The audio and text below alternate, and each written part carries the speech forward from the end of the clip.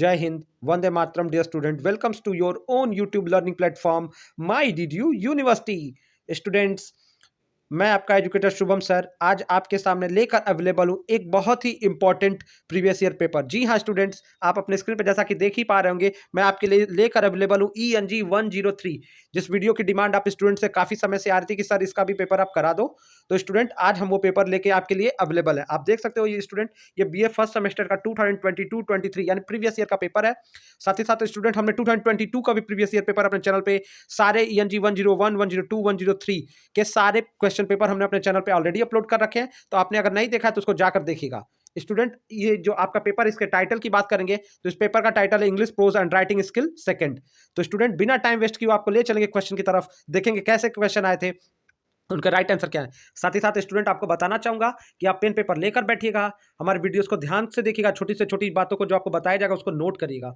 साथ ही साथ student, video के डिस्क्रिप्शन में हमारा व्हाट्सएप टेलीग्राम ग्रुप है, तो आप वहां से हमसे डायरेक्ट जुड़कर अपनी बातें, जो भी आपको डाउट्स हो, कुछ भी हो, हमसे डायरेक्ट पूछ सकते हैं। चलिए क्वेश्चन देखते हैं। पहला क्वेश्चन कह रहा है, whom do the children of Alice called their father in Dream children. बात कर रहा है कि whom do the children of Alice call their father in the dream children में, यानी जो बच्चा एलिस है वो अपना फादर किसको बुलाता है, कौन है उसका फादर उसमें। तो स्टूडेंट, जो ड्रीम चिल्ड्रन आपके कोर्स में है, जो चार्ल्स लैम्ब का एस्से आपके कोर्स में लगा हुआ है, और ये पर्सनल एस्से। स्टूडेंट, अगर एस्से के टाइप की बात करेंगे तो छोटी छोटी बातें आपकी यहीं से स्टार्ट हो गई हैं। वो पर्सनल एस्से है जो चार्ल्स लैम्ब का है, जो आपके कोर्स में लगा हुआ है। और इसमें जो एलिस का फादर है वो कौन है, इलिया, और इनका नाम क्या है, जेम्स इलिया। ठीक है, और इनके दो चिल्ड्रन है इस स्टोरी में, एक एलिस है और दूसरे चिल्ड्रन का नाम आपको बता दूं स्टूडेंट कि एलिस के साथ ही साथ इस स्टोरी में जो, तो इसमें इसके दो सन है, एलिस और जॉन। ठीक है, तो स्टूडेंट यहाँ पे जो फादर है वो इलिया है और इनका नाम जेम्स इलिया है। ठीक है स्टूडेंट, ड्रीम चिल्ड्रन के बारे में अब जो मैं कुछ बातें आपको बताऊंगा आप नोट कर लेना। चार्ल्स लैम्ब का स्टूडेंट, ये बहुत इंपॉर्टेंट आपके कोर्स में राइटर हो जाता है, और ये एक पर्सनल एसेइस्ट है। इनका बर्थ 1775 में हुआ है, और साथ ही साथ इनका डेथ की बात करेंगे तो 1834 में हुआ है, और इनका फेमस वर्क है एसेज ऑफ इलिया। ठीक है, एसेज ऑफ इलिया। ठीक है, साथ ही साथ इनका जो टेल्स ऑफ फ्रॉम शेक्सपियर भी इनका एक बहुत फेमस वर्क है।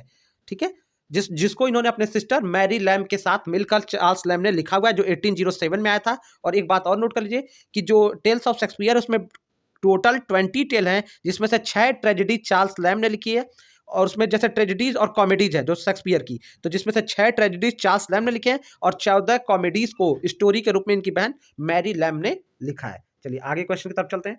तो ये एक्स्ट्रा इन्फॉर्मेशन आपके लिए हो गई स्टूडेंट। अगला क्वेश्चन कर रहा है, for how many years did Elia court Alice W in Dream Children. तो स्टूडेंट जो कह रहा है एलिस डब्ल्यू, तो आपको जानना पड़ेगा कि इस स्टोरी में स्टूडेंट एलिस डब्ल्यू, जो एलिस तो इनकी एक डॉटर है, एलिस, और जो इनका एक बेटा भी है जॉन। तो एलिस और जॉन इनका एक बेटा है और एक जो इनकी एक डॉटर है। लेकिन एलिस डब्ल्यू की बात करेंगे स्टूडेंट, जब बात एलिस डब्ल्यू पे आ जाती है तो एलिस डब्ल्यू कौन है, जो है वो एलिस की मदर यानी जेम्स इलिया की डिसीज्ड यानी डेथ, जो वाइफ है, जो जिसका डेथ हो चुका है, और कितने पहले हुआ है, तो 7 ईयर्स, कितने साल, जो इमेजिनरी है, और 7 ईयर पहले स्टोरी में उसका डेथ हो चुका है। स्टूडेंट आपको बताना चाहूंगा, एसेज ऑफ इलिया, इलिया जो है वो पेन नेम है चार्ल्स लैम्ब का।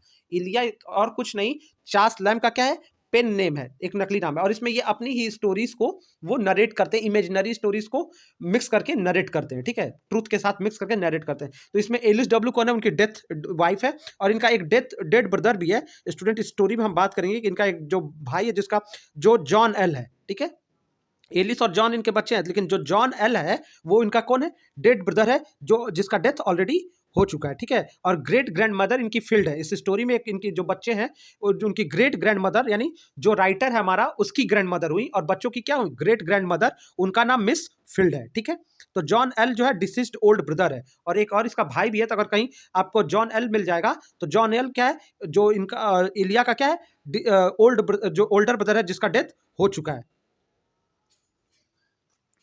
ठीक है, चलिए अगला क्वेश्चन हम देखेंगे स्टूडेंट।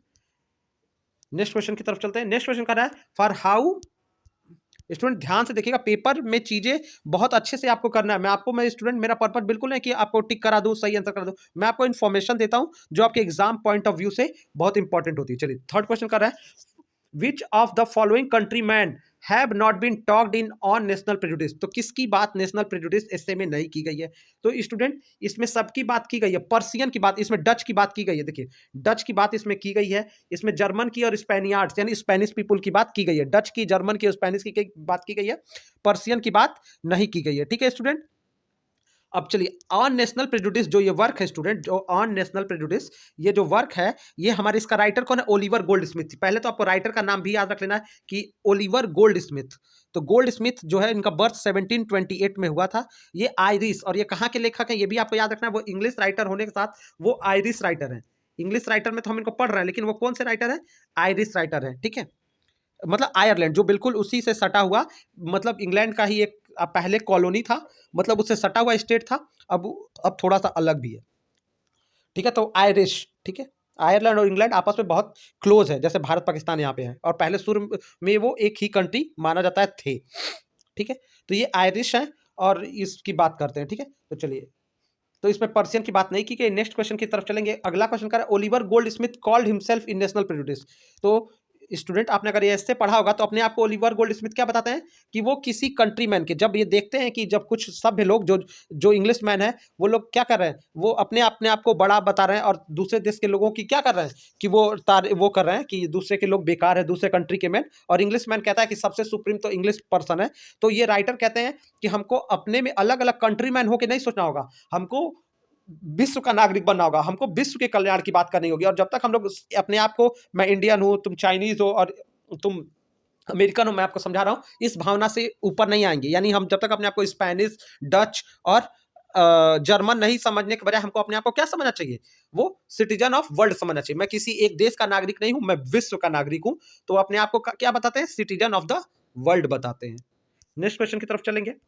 अगला क्वेश्चन है which of the following is an output device. चलिए, चूंकि इस पेपर में स्टूडेंट आपका कंप्यूटर भी है, इंग्लिश प्रोज और राइटिंग स्किल 2 में, तो हम कंप्यूटर, ईमेल्स, पावर पॉइंट आपके कोर्स में है, तो उसको भी देखना है, इसलिए ये क्वेश्चन पूछा है। आउटपुट डिवाइस क्या है? ये तो थोड़ा बहुत स्टूडेंट आप जानते होंगे। इनपुट डिवाइस जिससे हम कंप्यूटर को कमांड देते हैं, वो कंप्यूटर कीबोर्ड हो गया, माउस हो गया, ये क्या है? इनपुट डिवाइस है। कैमरा जिससे फोटो खींचते हैं, इनपुट डिवाइस है।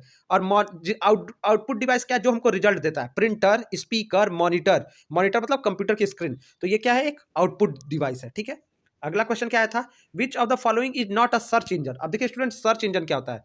जैसे सर्च इंजन वो होता है कंप्यूटर में स्टूडेंट जिसके थ्रू हम इंटरनेट पे चीजों को खोजते हैं, जिस इंजन के थ्रू। तो जैसे क्या? Google Chrome, safari. ठीक है, गूगल क्रोम, सफारी, ओपेरा, ये भी ब्राउजर है। ये जो ब्राउजर है, ब्राउजर के अंदर जो होता है वो सर्च इंजन होता है। ठीक है, तो ब्राउजर कुछ भी हो सकता है स्टूडेंट, और उसके अंदर सर्च इंजन होता है। ठीक है, तो सर्च इंजन जैसे गूगल है हमारा, डक डक गो है, याहू है, ये सर्च इंजन है। याहू ईमेल भी है और ये जो सर्च इंजन भी है। ठीक है, लेकिन क्विक हिल जो लिखा है स्टूडेंट, क्विक हिल एंटीवायरस है। ये क्या है? एंटीवायरस। जो आप जानते हैं ना एंटीवायरस क्या होता है? जो वायरस से कंप्यूटर की प्रोटेक्शन करता है, ये एंटीवायरस है। अगला question, which of the following platform does not provide email services. कौन सा प्लेटफॉर्म इसमें से ईमेल सर्विस नहीं देता है? याहू से हम ईमेल भेजते हैं, जीमेल तो सबसे पॉपुलर है आजकल, हमारे फोन में जीमेल होता ही होता है। याहू भी ईमेल भेजने का एक तरीका है, वहां से भी याहू होते हैं। जैसे @gmail.com हमारी ईमेल आईडी होती है, वैसे @रेडिफ मेल, याहू, ये सब होता है। ठीक है, आउटलुक। ठीक है, लेकिन आउटलुक भी ईमेल सर्विस प्रोवाइड करता है, लेकिन फेसबुक जो है वो ईमेल सर्विस प्रोवाइड करने वाला नहीं है, ये सोशल मीडिया प्लेटफॉर्म है। तो इसमें हो जाएगा कि कौन सा नहीं प्रोवाइड कराता है, तो फेसबुक नहीं प्रोवाइड करता है। अगला question, Charles Lamb belongs to. Student मैंने आपको बताया लैम्ब्स का बर्थ हुआ था 1775 में, 1775 में, और 1775 से लेके 1834 का इनका पीरियड है। और ये किस पीरियड से बिलोंग करते हैं? तो ये बिलोंग करते हैं स्टूडेंट रोमांटिक पीरियड से। ठीक है, जो आपका 1789 से 90 से 1789 में फ्रेंच रिवॉल्यूशन हुआ, और 1789 से ही हम मान लेते हैं रोमांटिक पीरियड स्टार्ट होता है। तो ये किस पीरियड से बिलोंग करते हैं? रोमांटिक पीरियड से, चार्ल्स लैम्ब। और इनका बर्थ कब हुआ है? 1775 में, डेथ हुआ है 1834 में। आप नोट करते चलिएगा जो मैं एक्स्ट्रा बातें बता रहा हूं। अगला question, which style of writing was adopted by Francis Bacon. तो बेकन किस स्टाइल की राइटिंग लिखता है? स्टूडेंट बेकन की जो राइटिंग स्टाइल होती है उसको एफोरिस्टिक स्टाइल बोलते हैं। क्योंकि जिन स्टूडेंट्स ने मुझसे पढ़ा है और चीज़ों को वो अच्छे से समझते हैं, कि मैंने बहुत सारे अपने लेक्चर में आपको सारा बताया कि एफोरिस्टिक स्टाइल क्या है। जब स्टूडेंट जब कोई राइटर शॉर्ट सेंटेंसेस में बहुत सारा मैसेज देने की कोशिश करता है तो वो स्टाइल क्या कहलाती है? एफोरिस्टिक स्टाइल कहती है। शॉर्ट सेंटेंसेस लेकिन उसमें बहुत सारे मीनिंग हो, बहुत सारा ज्ञान हो, मैसेज हो, तो ऐसे सेंटेंस एफोरिस्टिक बन जाते हैं। तो जो फ्रांसिस बेकन है वो क्या एक प्रीचर है। प्रीचर मतलब जो उपदेश देता है, उपदेशक है, और उसकी स्टाइल क्या है? एफोरिस्टिक स्टाइल है। ठीक है, इसको आपको याद भी रखना बहुत इंपॉर्टेंट है।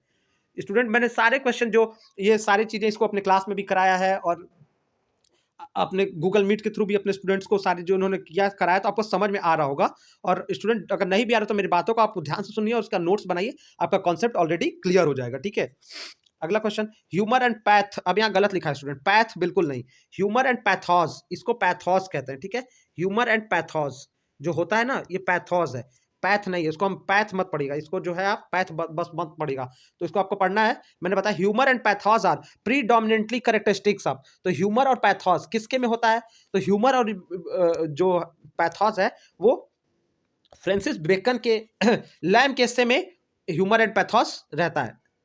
तो स्टूडेंट जो ह्यूमर एंड पैथोस है वो सबसे, अगर इस जो हम बात करेंगे स्टूडेंट, तो वो बेकन में भी थोड़ा बहुत देखने को मिलता है, लेकिन सबसे ज्यादा देखने को मिलता है लैम्ब के हिस्से में, और लैम्ब इसका मास्टर है। ठीक है, तो एक्स्ट्रा ऑर्डिनरी ये डिस्प्ले करने में कि मतलब ये जो होता है ह्यूमर और पैथोस को बहुत अच्छे से मिंगल कर देता है, मिक्स कर देता है। ठीक है, अपनी राइटिंग्स में। तो ये किसके में पाया जाता है? चार्ल्स लैम्ब में। आपको ये बिल्कुल याद रख लेना है।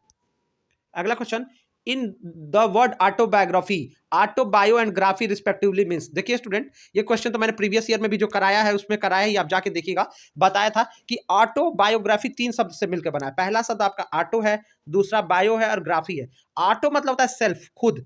ठीक है, बायो मतलब होता है लाइफ, मतलब जीवन, सेल्फ पहले का मतलब हो जाता है सेल्फ। तो स्टूडेंट अभी आपको समझ में आ जाएगा। तो ऑटो मतलब क्या हो जाता है? सेल्फ। देखिएगा, ऑटो मतलब सेल्फ, बायो मतलब आपकी लाइफ हो जाती है स्टूडेंट, बायो मतलब लाइफ, ऑटो मतलब आपका सेल्फ, और ग्राफी मतलब आर्ट ऑफ राइटिंग। तो सेल्फ, लाइफ, राइटिंग, तीनों का मतलब क्या होता है? तो जो सेल्फ के लाइफ के ऊपर लिखा जाता है, जब कोई व्यक्ति अपने जीवन के बारे में खुद बताता है सारी चीजों को, तो वो राइटिंग क्या कहलाती है? वो ऑटोबायोग्राफी कहलाती है। और जब कोई दूसरा व्यक्ति दूसरे के जीवन के बारे में बताता है तो वो बायोग्राफी कहलाती है। ठीक है स्टूडेंट, चलिए, ये सारा हमने आपको टर्म्स वाली चीजों में भी कराया है। अब आपको इसमें बायोग्राफी क्या है, ऑटोबायोग्राफी क्या है, ये सब आपको देख के जाना है इस पेपर में। अब देखिए, कह रहा है memoir is derived from the Latin word. देखिए स्टूडेंट, कई लोग मानते हैं कि ये फ्रेंच वर्ड से आया, कई लोग लैटिन से आता है, और मैंने यहाँ लिख भी दिया है। तो देखिए, मेमोरिया जो है ये लैटिन वर्ड है। अगर पूछेंगे किस लैटिन वर्ड से आया है, तो मेमोरिया, लैटिन वर्ड मेमोरिया। लेकिन स्टूडेंट इसको भी आप याद रखिएगा कि मेमोरी ये ओल्ड फ्रेंच वर्ड है। मेमोयर ना मेमोरी से भी बना हुआ है। कई लोग मानते हैं कि ओल्ड, क्योंकि इसको दोनों भाषा में शब्द है, तो लैटिन वर्ड इसके लिए मेमोरिया का इस्तेमाल किया गया है, और ओल्ड फ्रेंच वर्ड मेमोरी है। ठीक है, तो लैटिन पूछा है तो हमारा राइट आंसर ए वाला हो जाएगा। अगर ये फ्रेंच पूछेगा तो मेमोयर हमारा सी वाला होगा। ठीक है, तो यहाँ पूछा है लैटिन, तो ऑप्शन ए होगा सही। अगला question, what is meaning of word tone. तो टोन क्या होता है स्टूडेंट? जो पूछ रहा है टोन का क्या मीनिंग है, तो टोन मतलब क्या होता है? कैसा, जैसे होता है ना, कभी हार्श टोन में क्यों बोल रहे हो, सॉफ्ट टोन में, तो आपका एटीट्यूड क्या है? आप गुस्से में हो, शांत हो, अच्छा आपका मूड, अच्छे अच्छे दिमाग में हो, तो आप कैसे अच्छे सब, जैसे किसी को डांटना हो तो टोन आपका क्या हो जाएगा? थोड़ा सा खराब हो जाएगा। तो टोन किसको दिखाता है? एटीट्यूड को दिखाता है। टोन को किसको दिखाता है? एटीट्यूड को दिखाता है। तो स्टूडेंट एटीट्यूड, जो टोन होता है ना, ये फीलिंग को कन्वे करता है, आपके भावों को, इमोशंस को क्या करता है? कन्वे करता है, ले जाता है। आप कैसा बोल रहे हो, आपका टोन क्या है, उससे वो पता चलता है। तो हमारा ऑप्शन ए हो जाएगा राइट। चलिए, नेक्स्ट क्वेश्चन क्या कह रहा है student, what is meaning of mood. ये सारा आपके कोर्स में है स्टूडेंट। तो मूड क्या दिखाता है? कि आपका क्या है, आपका जो स्टेट क्या है, आप किस स्टेट में हो, किस अवस्था में हो, आप खुश हो, दुखी हो, क्या हो। तो मूड किसको दिखाता है? और मूड क्या होता है? समय के हिसाब से बदलता और बिगड़ता रहता है। तो a temporary state of mind of feeling. ये क्या होता है? टेम्पोररी। टेम्पोररी मतलब जो चीज परमानेंट ना हो, जो चीज बदलने लायक हो। तो टेम्पोररी स्टेट ऑफ माइंड, कुछ समय के लिए जो शरीर समय हमारे माइंड की अवस्था क्या है और हमारी फीलिंग कैसी है, उसी को हम क्या कहते हैं? मूड। जैसे आज मेरा मूड अच्छा नहीं है, आज मेरा मूड ठीक है, आज बड़ा अच्छा मूड लग रहा है आपका। तो मूड मतलब क्या होता है? एक आपका, आपकी फीलिंग कैसी है, आपका माइंड किस पोजिशन में है। अगला question, in authors choice of word is called. तो ऑथर चॉइस ऑफ वर्ड को क्या कहते हैं? तो स्टूडेंट इसको हम डिक्शन बोलते हैं। जो ऑथर्स की चॉइस ऑफ वर्ड होता है कि डिक्शन, वो डिक्शन कहलाता है। ठीक है, नेक्स्ट क्वेश्चन क्या कर रहा है, which of the following is correctly form of ending letter. तो जब कोई लेटर इंड होता है उसका एग्जैक्ट फॉर्म क्या होता है? तो जब स्टूडेंट हम किसी को लेटर लिखते हैं लास्ट में लिखते हैं ना योर ओबीडियंटली, तो एग्जैक्ट में क्या होता है, बहुत स्टूडेंट यहाँ पे गलती कर देते हैं, इसको बहुत ध्यान से देखिएगा क्योंकि बार बार ये पूछा जाता है और गलत। तो ये योर्स होता है, इसमें अपोस्ट्रॉफी यस नहीं लगाते हैं, कई लोग अपोस्ट्रॉफी यस लगा देते हैं, एक्चुअली में YOUR और यस एक ही में सटे हुए होते हैं, ठीक है। योर्स फेथफुली होगा, आपका विश्वास पात्र, ठीक है, योर्स फेथफुली, ना कि योर्स के बाद कॉमा लगा के ऊपर अपोस्ट्रॉफी लगा के यस नहीं। और योर फेथफुली कब लगता है, जब हम व्यक्ति को नहीं जानते हैं। कब कब लगता है स्टूडेंट, जब व्यक्ति को हम नहीं जानते हैं। और सिंसियरली हम कब लगाते हैं, जैसे कभी कई बार पूछेगा कि योर्स सिंसियरली कब इस्तेमाल किया जाता है, तो जब हम व्यक्ति का नाम जानते हैं तब योर्स सिंसियरली लगाते हैं, और जब व्यक्ति का नाम नहीं, सर मैडम के साथ किसी को संबोधित करते हैं तो हम उसके जगह पे योर्स फेथफुली लगाते हैं, और सही तरीका यही है।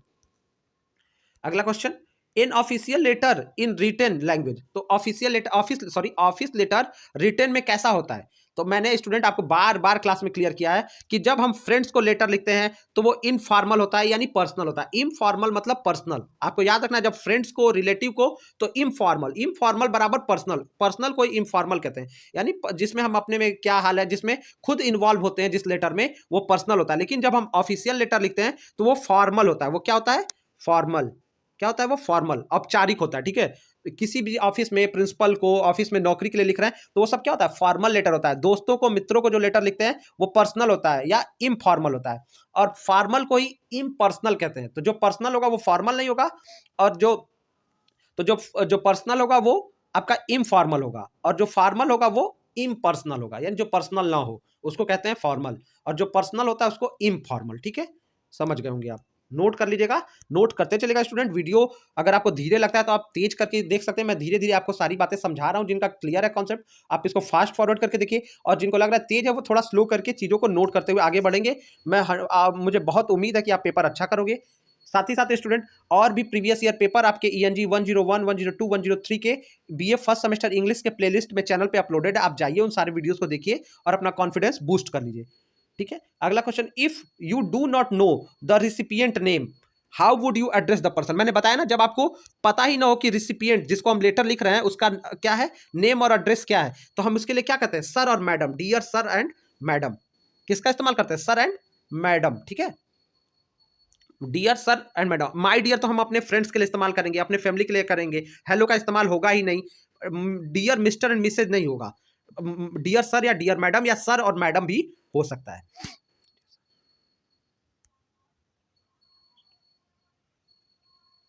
अगला question, formal letters are the, formal letter क्या होता है स्टूडेंट, यहाँ पे स्टूडेंट डियर सर जो ऊपर वाले में बता रहा है, अगर ये डियर सर ना हो कि बस सर और मैडम होना तो और ज्यादा सही होगा, ठीक है, लेकिन अभी के लिए ये सही है, ठीक है।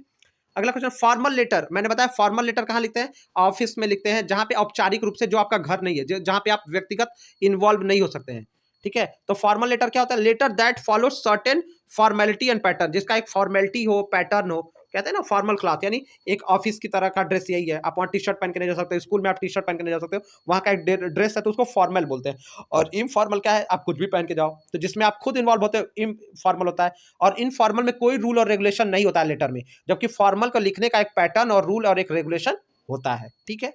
चलिए नेक्स्ट क्वेश्चन की तरफ बढ़िए। A job application letter provide information about your, job letter application में क्या आप देते हैं, जब किसी जॉब के लिए अप्लाई करते हैं, अपना एक्सपीरियंस बताते हैं, बिल्कुल बताते हैं, अचीवमेंट बताते हैं, स्किल आपने क्या क्या सीखा, आपकी क्या योग्यता है, ये भी बताते हैं। तो हमारा राइट आंसर क्या हो जाएगा स्टूडेंट, राइट आंसर हमारा हो जाएगा D, all of these. Next question की तरफ चलते हैं, why do we send email, हम ईमेल क्यों भेजते हैं, तो to talk to each other, देखिए स्टूडेंट यहाँ पे टॉक तो बात कर रहा है, बात करने के लिए थोड़ा सा, टू मीट ईच अदर मिलने के लिए, टू रीच ऑन टाइम बात समय पहुंचने के लिए, to share document and file. तो स्टूडेंट यहाँ पे टू टॉक लिखा है ना, अगर इसकी जगह पे चैट कहता तो ईमेल से थोड़ा बहुत बातचीत भी हो जाती है, चैट भी हो जाता है, थोड़ा बहुत, पूरा नहीं, थोड़ा बहुत होता है स्टूडेंट, ठीक है, और बात नहीं होती है, ठीक है।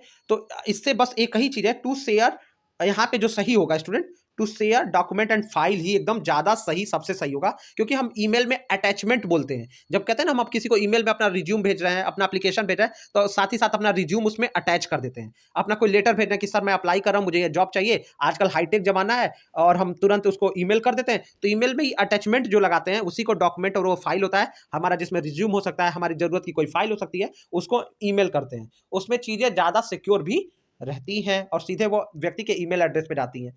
अगला question, Elia was the pen name of, Elia pen name, letter तो हम पोस्ट ऑफिस से भी भेजते लेकिन ईमेल जो हो गया वो फास्ट टेक्निक हो गई। इलिया वाज पेन नेम ऑफ, ये तो मैंने आपको बताया कि इलिया किसका पेन नेम था, लैम का पेन नेम है इलिया, ठीक है।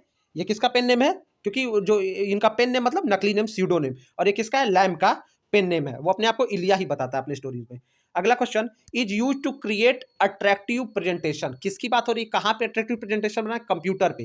कंप्यूटर पे अट्रैक्टिव प्रेजेंटेशन कहाँ बनता है, तो प्रेजेंटेशन हर बच्चे बच्चे को पता है MS पावर पॉइंट में बनता है। किसमें बनता है, पावर पॉइंट पे। आप देखते हो ना डिजिटल क्लासरूम में टीचर पढ़ाता है, स्लाइड सरकाता है, नया स्लाइड आ जाता है, नया चित्र आ जाता है, नया राइटिंग्स आ जाता है, जो उस पर कुछ लिखा रहता है, तो वो क्या है, वो पावर पॉइंट प्रेजेंटेशन है। और तो इसी के थ्रू स्लाइड बनाई जाती है, पावर पॉइंट प्रेजेंटेशन के थ्रू, इसी को PPT बोलते हैं, जो इसका एक्सटेंशन होता है। अब वही अगला क्वेश्चन वही कह रहा है, आपको समझ में आ जाएगा। A presentation is saved in extension.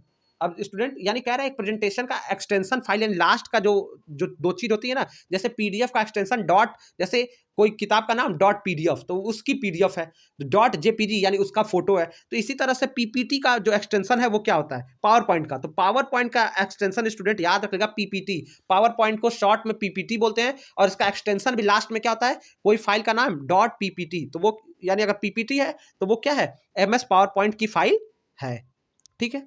और MS वर्ड की फाइल को क्या कहते हैं, डॉक, डॉट DOC, डॉट लिख के DOC लिखा रहेगा तो हम जानेंगे ये वर्ड की फाइल है। आशा करता हूँ स्टूडेंट आपको मेरी बातें समझ में आ रही होंगी। कोई भी डाउट होगा स्टूडेंट आप कमेंट करेगा, साथ ही साथ हमारे व्हाट्सएप टेलीग्राम ग्रुप का लिंक भी वीडियो के डिस्क्रिप्शन में है, आप जाके हमारा चैनल ज्वाइन करिएगा। इंग्लिश मैं आपका पर्टिकुलरली इंग्लिश का मेंटर हूं, तो कोई भी डाउट होगा तो आप मुझसे सीधे पूछिएगा। अब कह रहा है Virginia Woolf was born in the year, इसीलिए स्टूडेंट मैं आपको सारे राइटरों के ईयर बर्थ के बताते जा रहा हूं। तो वर्जीनिया वुल्फ का बर्थ कब हुआ था स्टूडेंट, इनका बर्थ हुआ 25 जन 1882 में, 25 जनवरी 1882 लंदन में इनका बर्थ हुआ था। प्लेस क्या था, लंदन था स्टूडेंट, ठीक है। ये बात आपको याद रखनी है। चलिए इनके फेमस वर्क क्या है, टू द 1882 से 1941, और डेथ कब हुआ इनका, 1882 से स्टूडेंट 1941 में। और ये 20th सेंचुरी की मॉडर्न राइटर है, फीमेल राइटर है, ठीक है। और स्टूडेंट इन ये किस राइटिंग के लिए जानी जाती है, तो stream of consciousness writing technique के लिए जानी जाती है, stream of consciousness writing technique के लिए जानी जाती हैं। इनका कुछ फेमस वर्क की बात करेंगे स्टूडेंट, तो Miss Dalloway, to the lighthouse, a room of one's own, अपना खुद का कमरा किसी का, तो ये सारा इनका, Miss Dalloway, to the lighthouse, a room of one's own, इनका अपना वर्क है, फेमस वर्क है। चलिए नेक्स्ट क्वेश्चन की तरफ चलेंगे। What is the name of Elia grand mother in Dream Children, Dream Children में इलिया के ग्रैंड मदर का क्या नाम है, ये तो मैंने बात पहले ही बता दी, उनका नाम क्या है, फिल्ड, ठीक है। उनके ग्रैंड मदर का नाम, बच्चों की ग्रैंड मदर है, और इलिया की बच्चों की ग्रेट ग्रैंड मदर है, और इलिया की ग्रैंड मदर वो कौन है, मिस फील्ड, जो एक बड़े से नॉरफॉल्क में एक बड़े से मेंशन का यानी हवेली का क्या रहती है, केयर टेकर रहती है। अगला question, in the story of which ballad was inscribed on the walls of the mansion in the Ilias grandmother lived, तो जिस घर में, ये क्वेश्चन कह रहा है स्टूडेंट, जिस घर में इलिया की ग्रैंड मदर रहती थी उसके मेंशंस यानी उसके जो वो हवेली के दीवार पे, वॉल्स ऑफ मेंशन में हवेली की दीवारों पे कौन सा बैलेड, बैलेड स्टूडेंट क्या होता है, पहले तो आप जानिए बैलेड होता है एक लोकगीत जो जो जगह और क्षेत्र के हिसाब से होता है। तो कौन सा बैलेड, इंस्क्राइब्ड मतलब क्या होता है स्टूडेंट, इंस्क्राइब्ड मतलब होता है खुदा हुआ है, मतलब कौन सा बैलेड लिखा हुआ था, कौन सा बैलेड वहां पे लिखा हुआ था स्टूडेंट, ये बात कर रहा है। तो मिस फील्ड जहां पे रहती थी, तो स्टूडेंट इसका राइट आंसर होगा चिल्ड्रन इन द वुड। कौन सा बैलेड लिखा हुआ था, लकड़ी का जो एक जो प्लेट था स्टूडेंट, जिसको जिस तरह नेम प्लेट टाइप का होता है, तो उसी तरह का एक प्लेट लगाकर जो चिल्ड्रन इन द वुड नाम का एक बैलेड लिखा गया था। जैसे एक बच्चे जैसे उस घर में क्या हो जाते हैं, उनकी डेथ हो जाती है, वो मर जाते हैं, ठीक है, उसके अंकल के क्रूरल्टी की वजह से। तो चिल्ड्रन इन द वुड नाम का वो उस घर में ही वो बच्चे रहा करते थे, और इनकी ग्रैंड मदर को जो ये थी फील्ड, उनको डर नहीं लगता था। तो कौन सा बैलेड लिखा हुआ है, इस बैलेड का नाम है चिल्ड्रन इन द वुड। और बाद में जब नया मालिक आया उस घर का, तो उसने लकड़ी का वो जो डिस्प्ले बोर्ड था उसको हटाकर मार्बल का बोर्ड लगवा दिया, लेकिन अब उस पर वो बैलेड नहीं लिखा हुआ है।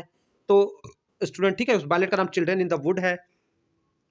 The grand mother of Ilyas in Dream children lived in, तो ग्रैंड मदर कहां रहती थी, मैंने बताया नॉरफोल्क में, कहां पे, नॉरफोल्क में, ठीक है। ये मैंने पहले ही आपको बताया जगह है, ये सेटिंग है स्टोरी की आपके, सॉरी एस्से की।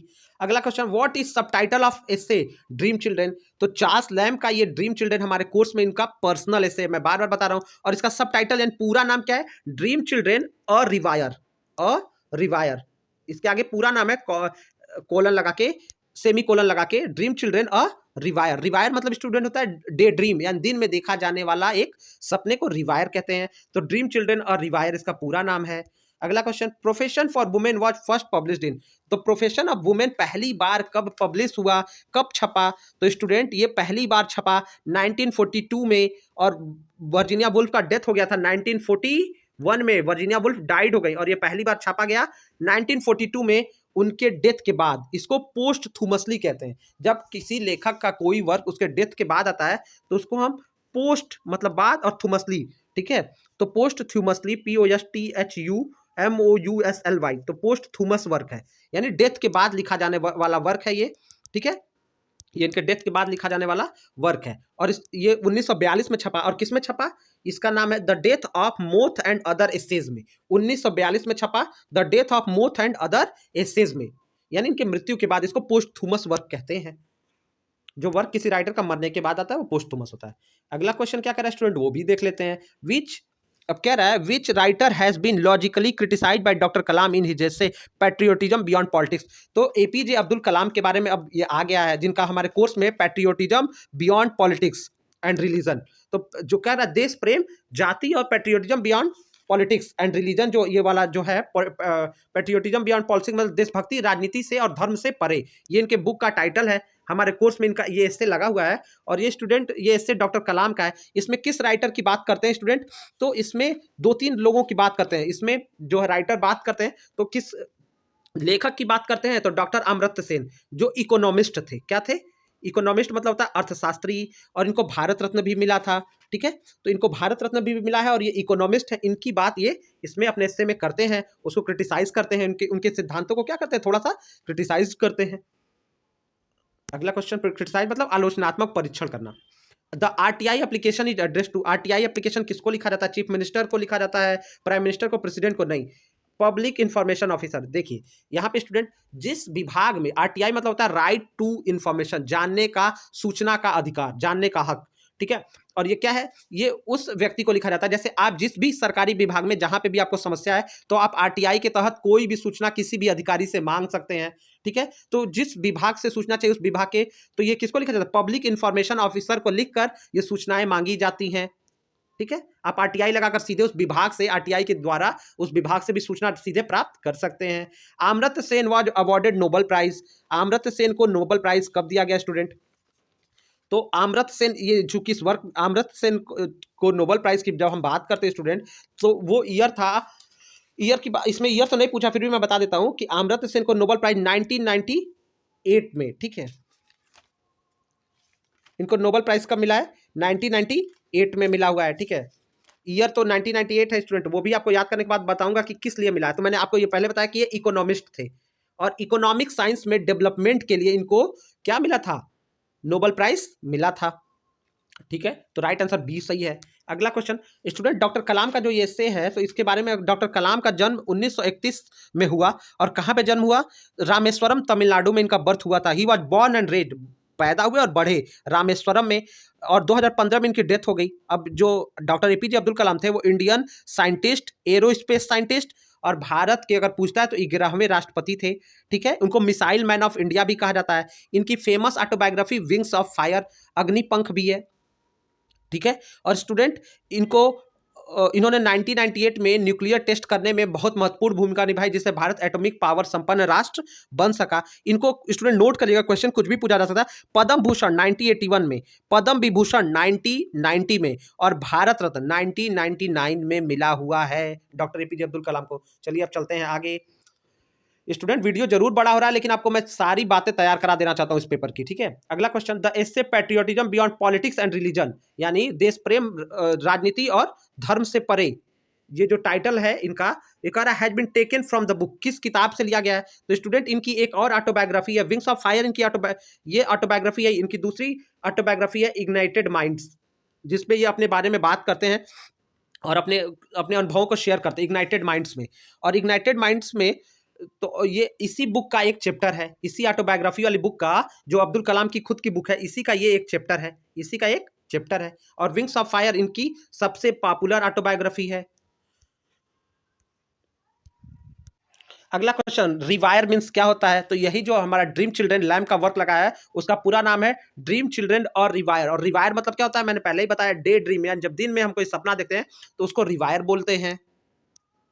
अगला question, Charles lamp dream children can be described, किस तरह से हम इसको बता सकते हैं? तो चार्ल्स लैम्प का जो ड्रीम चिल्ड्रन है स्टूडेंट, ये क्या है? मैंने बार बार बताया, इसमें राइटर खुद इन्वॉल्व रहता है और अपने इमेजिनरी बच्चों की कहानी स्टोरीज बताता है। तो ये क्या है? पर्सनल एसे। जिस एस्से में या जिस लेटर में व्यक्ति खुद इन्वॉल्व होता है वो पर्सनल हो जाता है, और जिस एस्से या लेटर में व्यक्ति खुद इन्वॉल्व नहीं होता है वो फॉर्मल एस्से है। तो हमारा लैम्प पर्सनल एस्सेइस्ट है, वहीं फ्रांसिस बेकन फॉर्मल एस्सेइस्ट है। अगला क्वेश्चन, अकॉर्डिंग टू बेकन, अब बेकन के बारे में भी आ गया स्टूडेंट कि according to Bacon history makes man. अब स्टूडेंट इस क्वेश्चन को बताने से पहले मैं आपको बता दूं, बेकन का बर्थ 1561 में हुआ है। बेकन का नोट करते चलेगा, 1561 में बेकन का जन्म हुआ और इनका डेथ 1626 में निमोनिया की वजह से। पूछता है Bacon was died due to, किस बीमारी से मरे? तो निमोनिया से 1626 में इनका डेथ हुआ। 1561 से 1626 तक का ये पीरियड, ये बेकन का पीरियड है। स्टूडेंट, बेकन बहुत इंपॉर्टेंट राइटर है और ये क्या, एक तरह से प्रीचर है, और इनकी राइटिंग स्टाइल एक फॉरेस्टिक स्टाइल है, यानी छोटे छोटे सेंटेंसों में बहुत सारा उपदेश और बहुत ज्ञान की बातें बेकन करते हैं। उनका पूरा ऐसे ऑफ स्टडीज जो आपके कोर्स में लगा है वो बहुत इंपॉर्टेंट है। तो ऑफ स्टडीज से, ये जो ऑफ स्टडीज उनका ऐसे आपके कोर्स में लगा है स्टूडेंट, वो पब्लिश हुआ है 1597 में। ये क्वेश्चन पूछा, और फर्स्ट कलेक्शन ऑफ एस्से, किस कलेक्शन में? फर्स्ट कलेक्शन ऑफ एस्से में छपे थे। एस्से, जो उनका एस्से का टाइटल ही है एस्सेज, द एस्सेज, जो 1597 में आया, जिसमें शुरू में 10 एस्से थे, बाद में 38 और उससे ज्यादा हो गए, वो आप देख लेना, ठीक है? तो उससे ज्यादा हो गए, और ये 1597 में पहली बार छपा। ये बात आपकी क्लियर हो गई। अब आते हैं हम टॉपिक पे। कह रहा है हिस्ट्री मेक्स मैन। तो स्टूडेंट, जब हम इस एस्से को पढ़ते हैं ऑफ हिस्ट्री, तो इसमें पढ़ता है history makes man vice. History makes man vice. History पढ़ने से क्या होता है? व्यक्ति क्या होता है? वाइस होता है। इन्होंने हर सब्जेक्ट के पढ़ने के लाभ के बारे में, किस सब्जेक्ट से क्या लाभ है उसके बारे में बात की है।